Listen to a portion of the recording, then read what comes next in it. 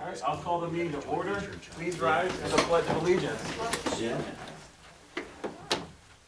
I Pledge allegiance to the flag of the United States of America and to the republic for which it stands, one nation under God, indivisible, with liberty and justice for all.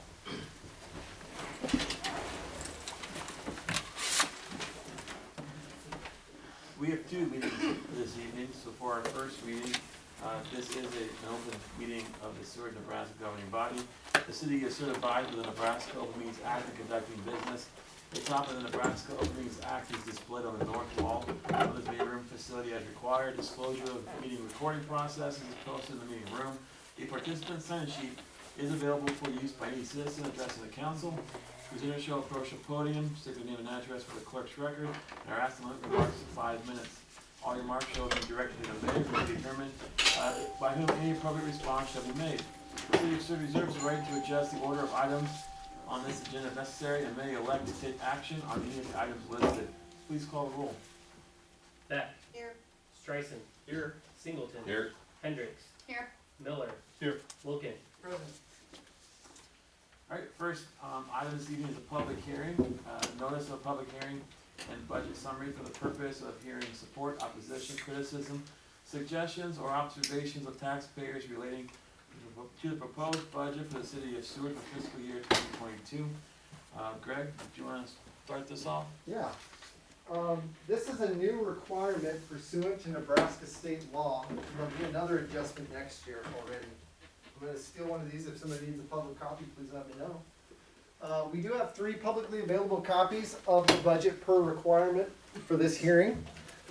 And so we'll go ahead and get this started. Generally, this is a new opportunity for citizens to come in and have specific public disclosure and discussion with the council about the budget formally, separate from the budget meeting. And so we're undertaking that tonight. Again, we did cover the budget for well over 2 hours about 3 weeks ago and made the appropriate adjustments as recommended there. We're just going to basically outline what was included in the budget last time, and then we'll denote any changes or adjustments. This year, we're going to keep the levy at a total levy of 0.353 on the mill levy.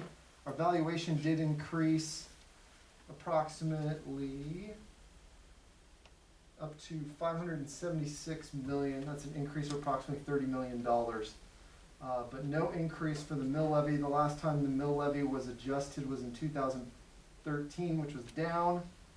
And the last time it was adjusted, has been adjusted up since 2006.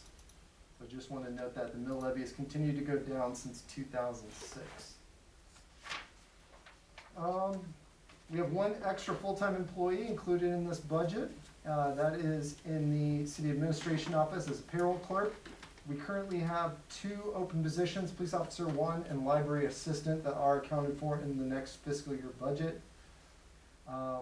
We will also have another opening soon. We just received another notice today that someone's leaving us.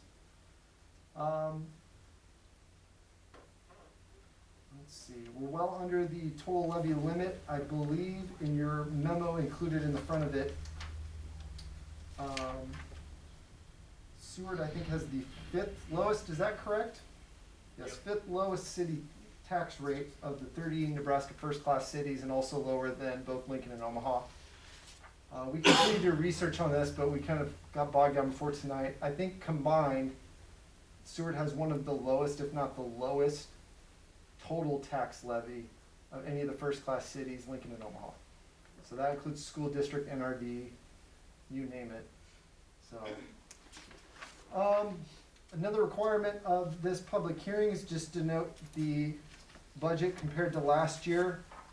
We'll just look at the cash summary fund, which is this flow chart for you that we covered last time.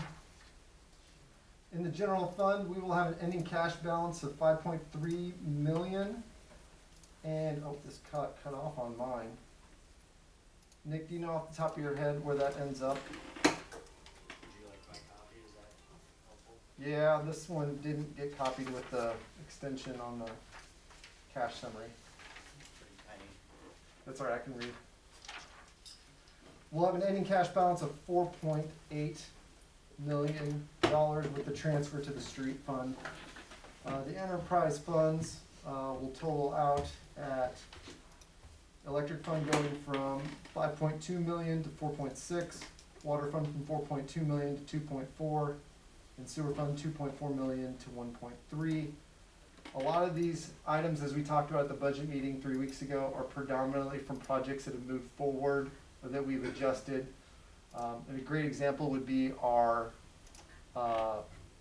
jet vac truck. It's a $500,000, or it's for a vac truck is a substantial one, but again, we ordered it in October of last year, and we still haven't received it, so we've slid some of these items. So you see a cost savings in this fiscal year and then the expenditure next fiscal year. Trying to think of what other items to cover. We talked about the general fund. I'm not gonna go line by line until somebody from the public comes up, and so we'll just hit the highlights.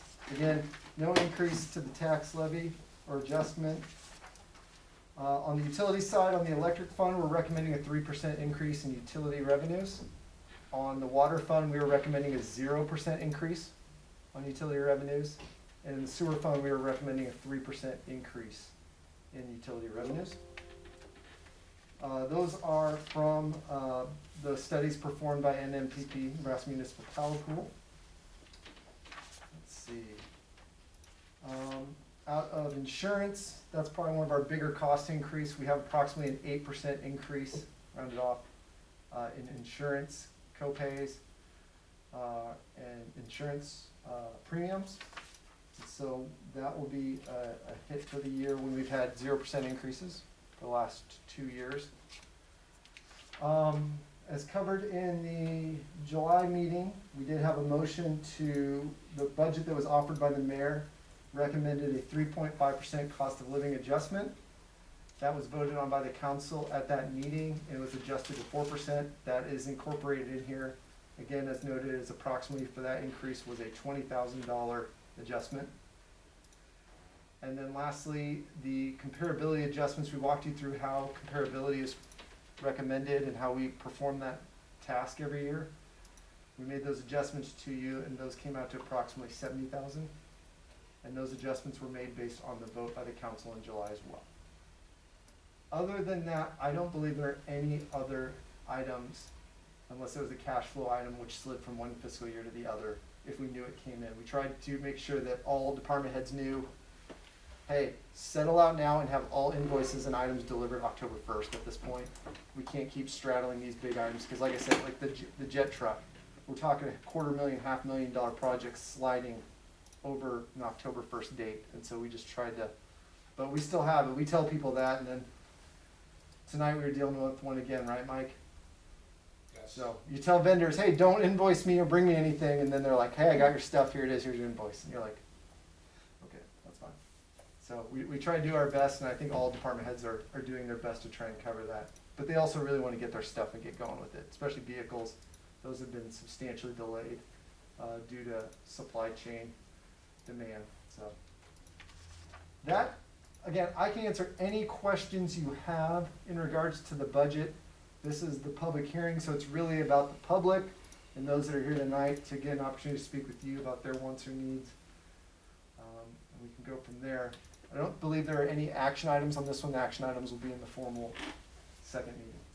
So at this time, we'll go ahead and open up the public comment portion of the public hearing. Is anyone from the public wish to comment on item number 1 on this agenda?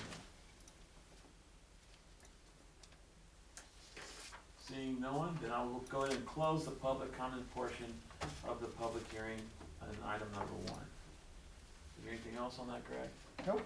Okay, with that, we'll move to item number 2. Also a public hearing. This is notice of special hearing for the purpose of hearing support, opposition, criticism, suggestions, or observations from taxpayers relating to setting the final tax request. Correct. Again, the final tax request, we're not adjusting the mill levy, so it's remaining the same. We have a $30 million valuation increase, and that's what's providing us the additional revenue for the budget as proposed. what is that number? The amount requested? The additional. So they know it. Because evaluation is a little bit misleading because it's a much bigger number than what actually. you see in the So, resume. I have it right here, one sec. So our estimated last year for property taxes was $1,655,789.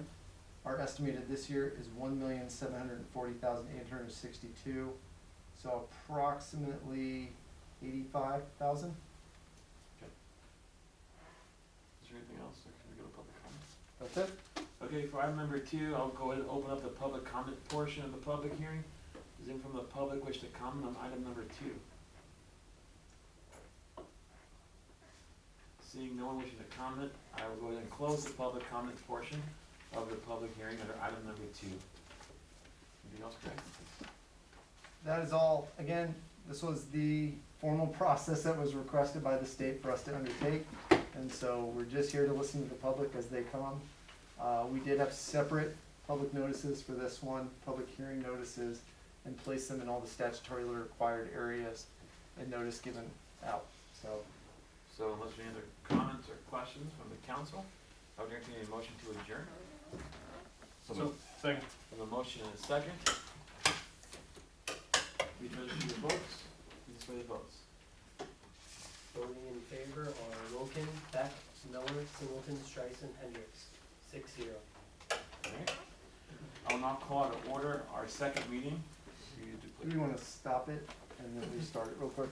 Okay. With the, just so it breaks it up on the video.